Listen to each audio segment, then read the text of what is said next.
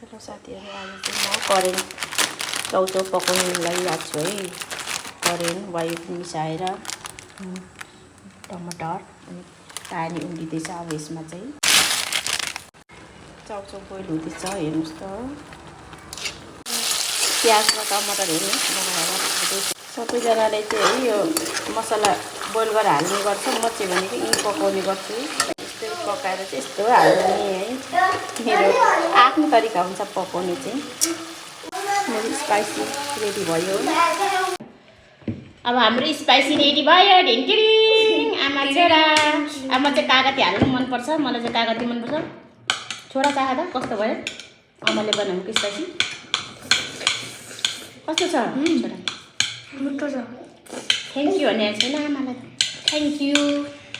यही हाम्रो video like comment subscribe गरिदिनुहोस्, सेयर गरिदिनुहोस्। फेरि पनि यस्तै खानु ल्याउँछु।